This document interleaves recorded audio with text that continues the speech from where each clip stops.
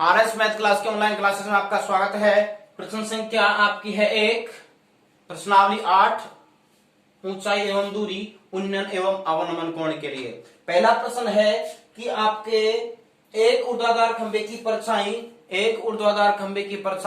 खंबे की ऊंचाई के बराबर है। एक ऊर्ध्वाधर खंबे की परछाई, एक ऊर्ध्वाधर खंबा मतलब ऊर्ध्वाधर का मतलब है खड़ा खंबा, इसकी परछाई मान लो यदि सूर्य इधर है और इसका फोकस इधर जा रहा है तो परछाई किधर बनेगी, इसी प्रकार से इधर बनेगी। यदि सूर्य इधर है तो फोकस इस प्रकार से आ रहा है तो परछाई इधर बनेगी। मैं इस प्रकार से खड़ा हूं तो मेरी परछाई यदि इधर लट्टू लगा है या कुछ भी बल्ब लगा है तो मेरी परछाई किधर बनेगी, इधर बन रही है। ठीक है, बोर्ड की तरफ देखो, दिख रही है आपको। ठीक है, इस हिसाब से जैसे मेरा हाथ है तो आपको ये परछाई दिख रही है। ठीक है, तो इसी हिसाब से कह सकते हैं कि ऊर्ध्वाधर खंबा है। ठीक है, ये क्या है, खंबा, इसकी परछाई इस प्रकार से मैंने इसकी क्या बना दी भाई, परछाई, ये वाली परछाई है।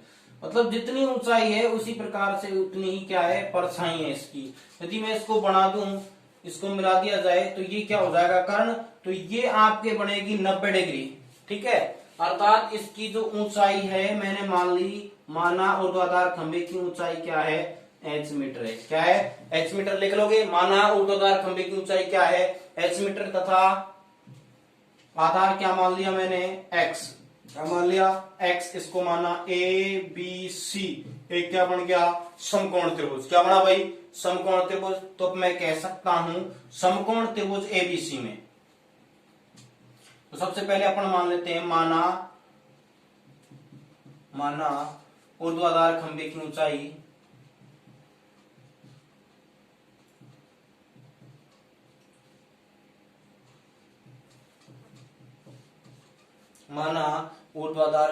ऊंचाई क्या लिखा भाई, माना ऊर्ध्वाधर खंबे की ऊंचाई, दिख रहा है, नहीं दिख रहा भाई, चलो ठीक है देखते हैं। माना ऊर्ध्वाधर खंबे की ऊंचाई क्या है, बीसी बराबर एच मीटर है। मात्रक लगाते हैं भाई, मात्रक लगाना आवश्यक है। माना ऊर्ध्वाधर खंबे की ऊंचाई क्या है, बीसी बराबर एच मीटर है। क्या है, एच मीटर मान ली। ठीक है, इसके बाद अपन कह सकते हैं ए बी बराबर क्या है, एक्स मीटर। ए बी बराबर क्या मान लिया, एक्स मीटर। और प्रश्नानुसार क्या कह सकते हैं,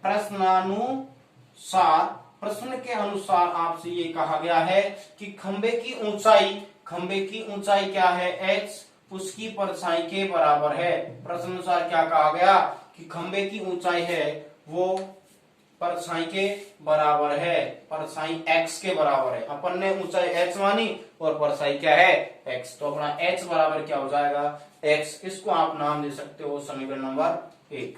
ठीक है, प्रश्न को किसी भी प्रकार से हल करो लेकिन उसका सॉल्यूशन बिल्कुल सटीक होना चाहिए, जो एग्जामिनर को पता लगे और आपका कॉन्फिडेंस भी बढ़ना चाहिए कि हम पे ये, इस हिसाब से अपन अपने मन से कीजिए प्रश्न को। ये नहीं है रटना, नहीं आपको समझना है, प्रश्न समझते हुए हल कीजिए। ठीक है, ये बात आपको समझ आ गई कि ऊंचाई उसकी परछाई के बराबर है। ओके, आपको निकालना है उन्नयन कोण।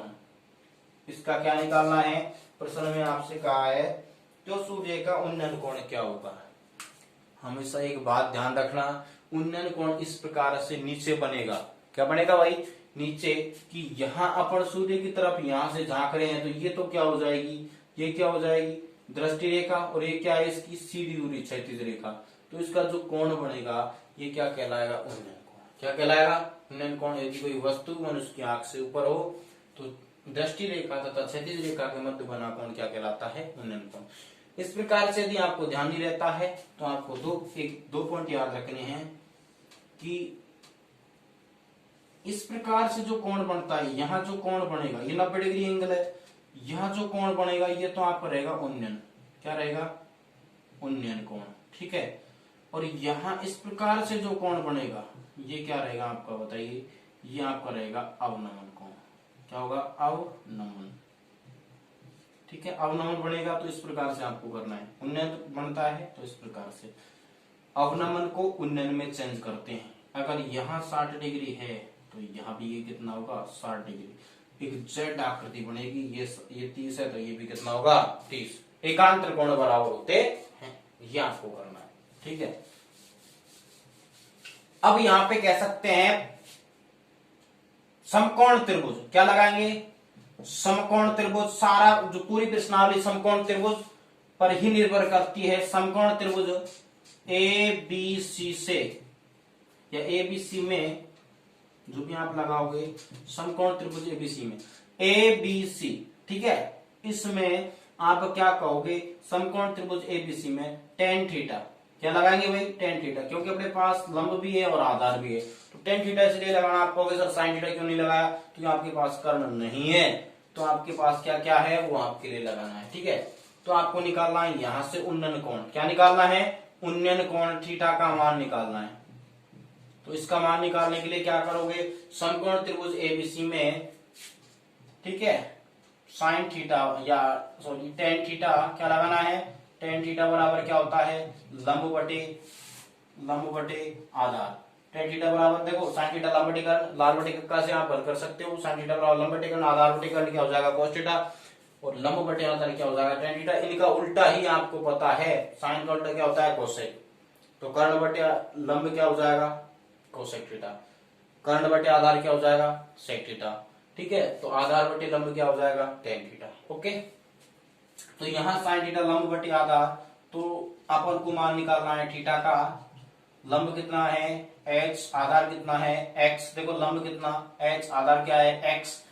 प्रश्न या समीकरण एक से h बराबर x रखो या x बराबर h रखो, कुछ भी रखो, तो अपन कह सकते हैं समीकरण एक से, या यहां रख दो पहले टेन थीटा बराबर h बटा h, तो क्या लिखोगे, क्या रखा अपन ने h किसका मानने का समीकरण एक से,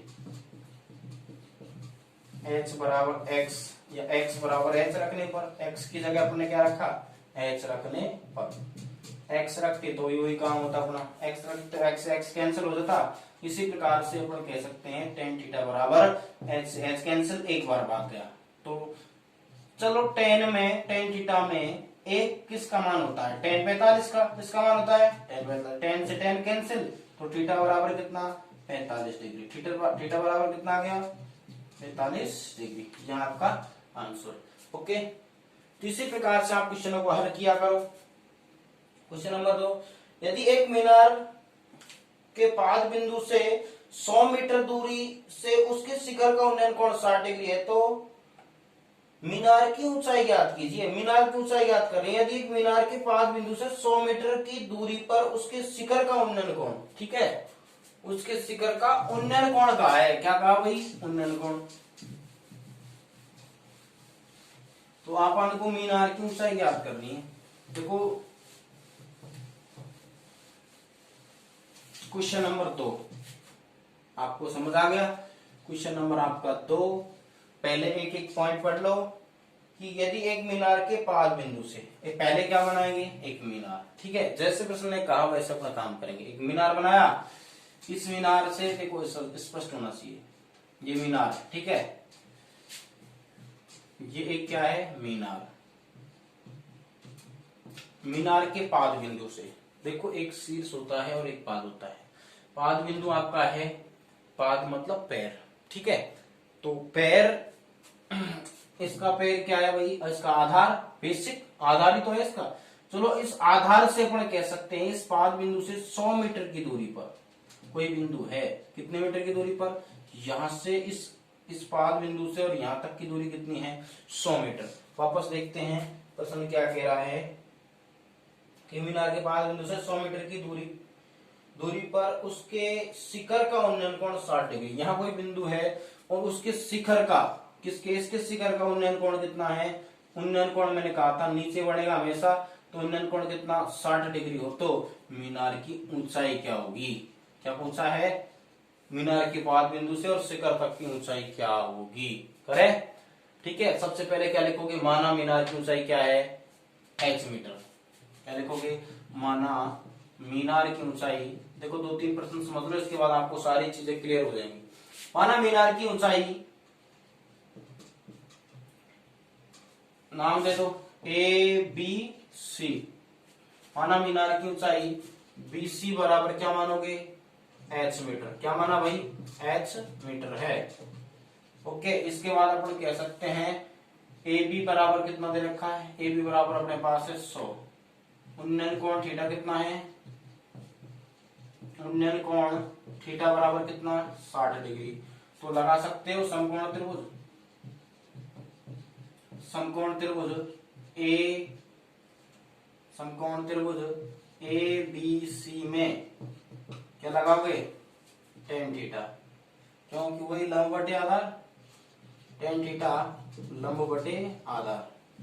चलो थीटा कितना, 60 डिग्री, लंब कितना h और आधार कितना है 100।